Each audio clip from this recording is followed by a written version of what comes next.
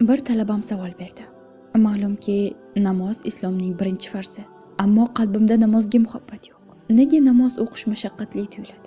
Insonni ishtiyoq va manfaat boshqaradi. Mo'min avvalo musulmon odobiga xos bo'lmagan ishtiyoq va manfaatlardan tiyilishi lozim.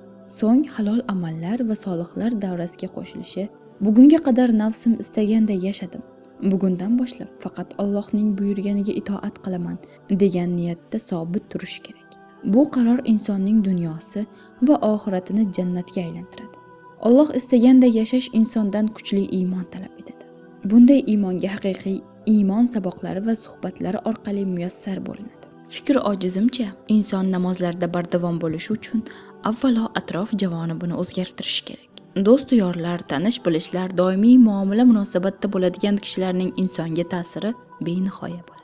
80 yoshdaman, ammo hanuz ma'naviy dunyoyimga foydasi bo'ladigan insonlar tomonga oshiqaman. Chunki harom selday oqadi.